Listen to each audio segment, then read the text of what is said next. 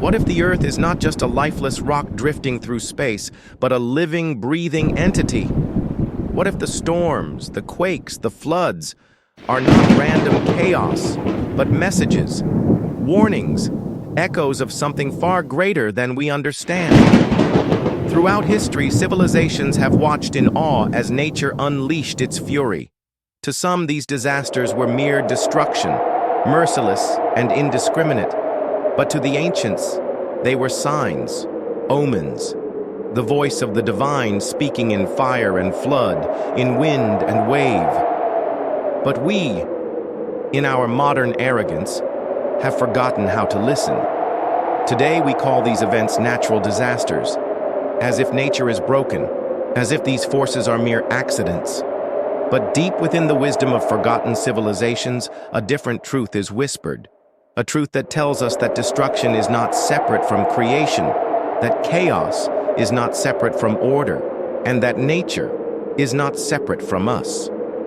Today we embark on a journey to uncover the hidden meaning behind nature's most terrifying forces. We will explore the wisdom of the ancients, the spiritual messages encoded within disaster, and the delicate balance between destruction and renewal. And most importantly, we will ask, what do these forces reveal about us? Are natural disasters random, or are they reflections of a deeper order? Are they punishment or purification? What is nature trying to tell us? Listen carefully. The earth is speaking, the ancient perspective, nature as the voice of the divine. Long before science dissected the world into numbers and formulas, long before we tamed the wild with concrete and steel, there were the ancients. They did not see nature as something separate, something to be studied from afar. To them, the earth was alive. The sky, the rivers, the mountains, they were not just objects, but beings, conscious, sacred. When the ground trembled beneath their feet, they did not call it seismic activity. They called it the footsteps of the gods. When fire erupted from the mountains, it was not volcanic eruption. It was divine wrath or a celestial purification. The winds that howled, the oceans that swallowed cities were not accidents, but messages, the myths of the earth's wrath. Every civilization had its own story, its own way of understanding nature's fury.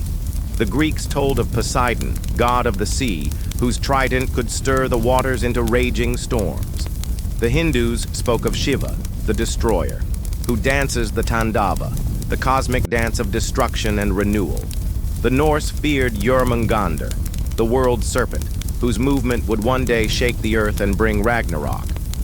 To the Aztecs, the great floods were not just storms, but the resetting of time, a cosmic rebirth. To the ancient Chinese, earthquakes were not random, but signs that the balance of the world, the mandate of heaven, had been disturbed. What did the ancients know? What if they were right? What if these stories were not mere superstition, but echoes of a deeper truth? What if nature's fury is not separate from the spiritual realm, but an expression of it? We often think of ancient civilizations as primitive, but perhaps it is we who have become blind. Perhaps in our endless pursuit of knowledge, we have lost wisdom. The wisdom that knew that nature does not act without purpose. And so we ask, when the earth shakes, when the winds rise, when the waters devour the land, what is it that we are being told? The spiritual significance, messages hidden in the chaos. Destruction is the language of renewal. For the unawakened mind, natural disasters appear as chaos, merciless and indiscriminate.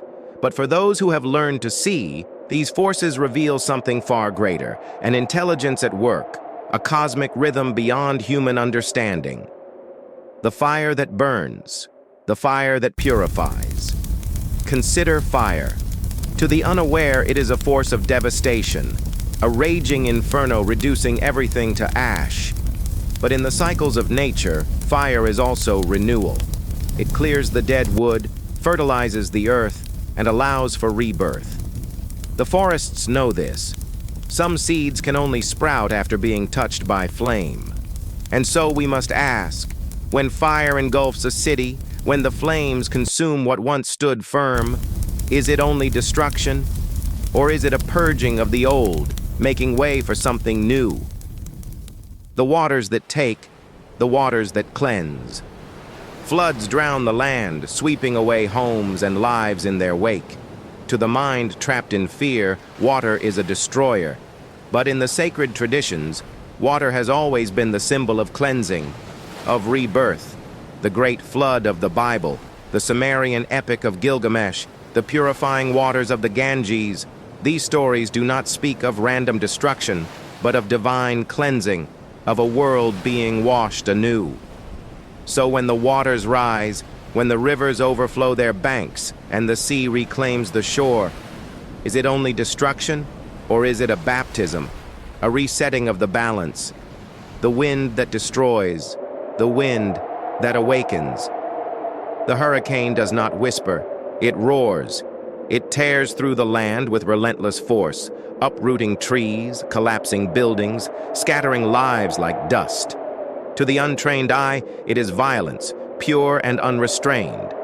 But to the mystic, the wind is breath, movement, change.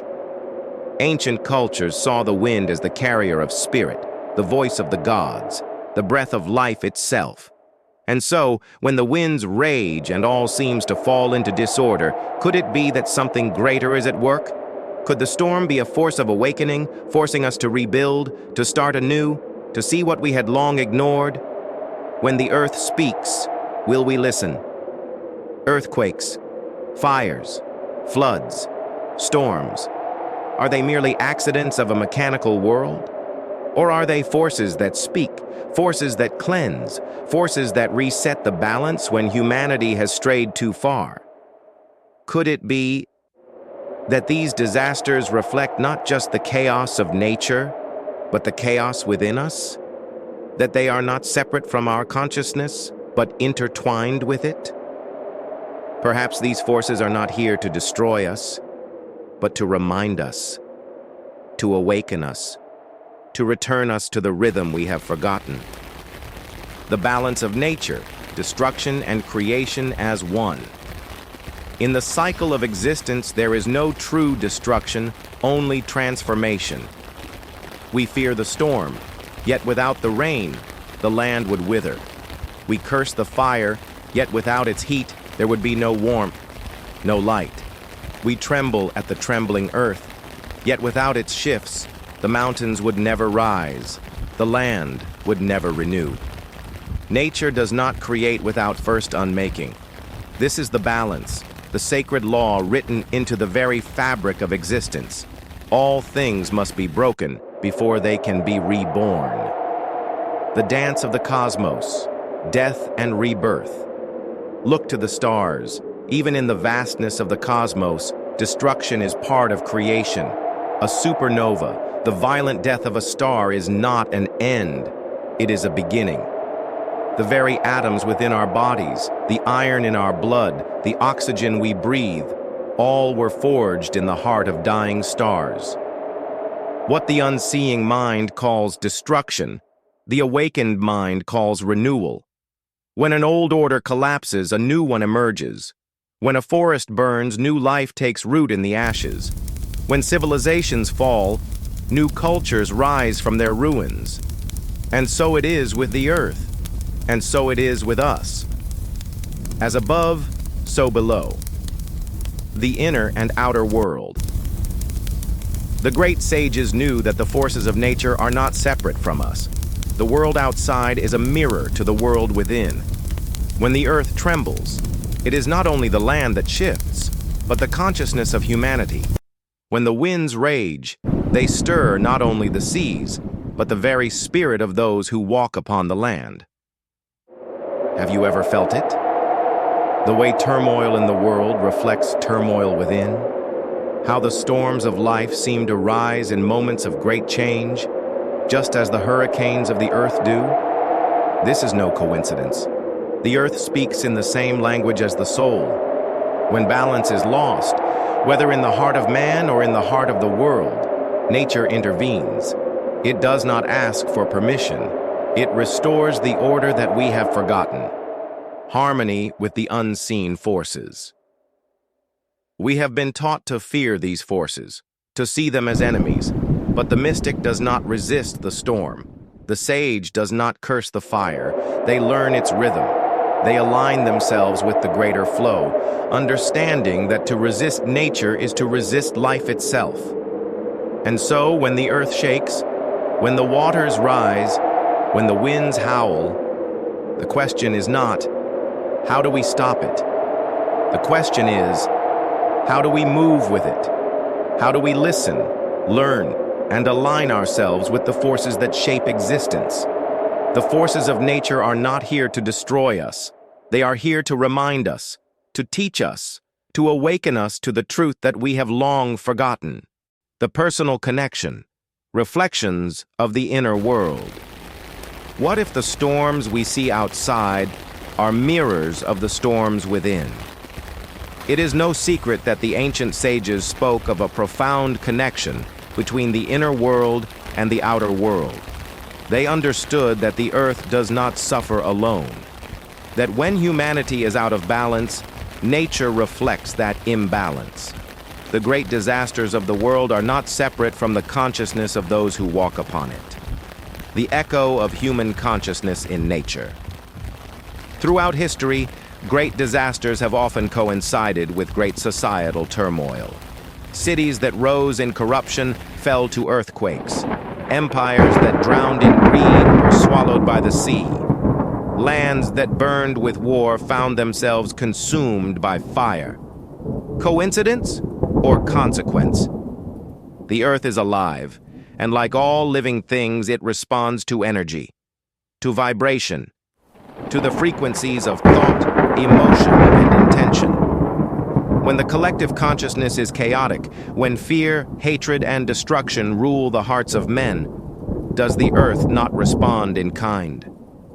When the storm is within. And yet, this is not only about the collective. This is about you. Have you ever felt as though your own life has been struck by an earthquake? A moment when everything you thought was solid collapsed. A flood that swept away all that you had built.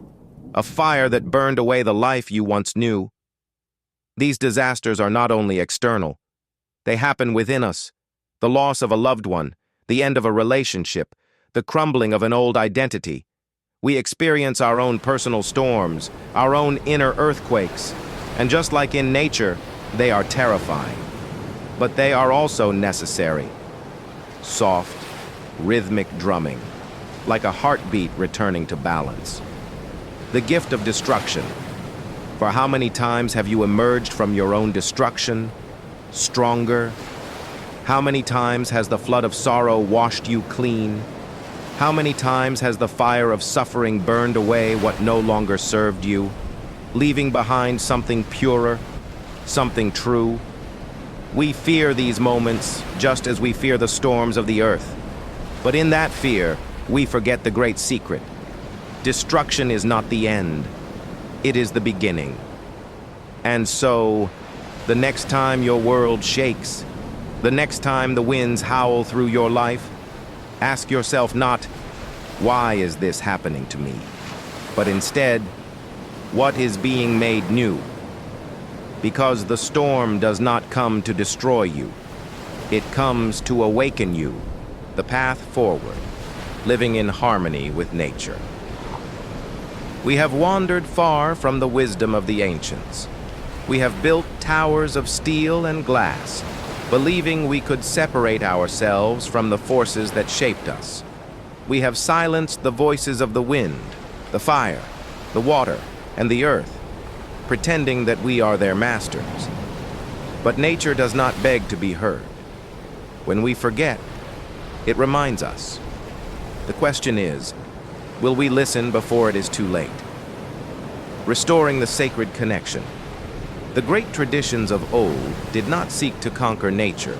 They sought to align with it. The indigenous tribes of the Americas honored the earth as a mother. The Taoists of China spoke of flowing with the natural order, the Tao. The Druids of the Celts listened to the whispers of the wind, the secrets in the trees. And the Maasai of Africa, in their reverence for the land, knew that to live in harmony with nature was to live in harmony with oneself. They understood what we have forgotten, that we are not separate from nature, that what we do to the earth, we do to ourselves. The call to awareness. So what can we do? In a world that seems to tremble more each day, how do we restore the balance? The answer is not in fear, not in resistance. The answer is in awakening.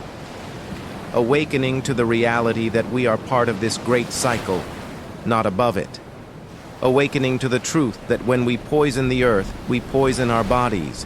When we strip the forests bare, we strip our souls of wisdom. When we forget to listen, the whispers must become roars. Practical steps toward harmony. This is not just philosophy, this is practice. Every choice we make, every action we take, sends a ripple into the world. And so we must ask ourselves, do we walk gently upon the earth, or do we take without thought? Do we honor the water, or do we pollute what gives us life? Do we respect the fire, or do we let our own flames of greed and destruction consume all in our path? Do we listen to the wind, or do we drown out its voice with noise and distraction? The earth will continue its cycles with or without us. The question is not whether nature will endure. The question is whether we will learn to move with it before it moves beyond us. The final truth. The storms will come. The ground will shake. The waters will rise. This is not a curse. This is not a punishment. This is life. The great breath of existence, inhaling and exhaling, death and rebirth, destruction and renewal. But if we remember, if we awaken, if we learn once more to live in harmony with the forces that shape our world, then we will not fear the storm. We will understand it. Because the storm does not come to destroy us, it comes to awaken us. And so, we stand at the crossroads. One path leads to ignorance, where we continue to see nature as something to control, to fear, to fight against. The other path leads to wisdom, the wisdom of those who came before us, the wisdom that whispers through the wind, speaks through the fire, and sings through the rain. The storms will not stop. The earth will not cease its trembling, but we have a choice. To awaken, to listen, to walk in balance with the forces that shape our world. The earth is speaking. The question is, will we hear it? If this message has awakened something within you, if you feel the echoes of truth stirring in your soul, then share this wisdom. Let us remember together. Let us awaken together. Like, comment, subscribe, and let the voices of the ancient winds be heard once more.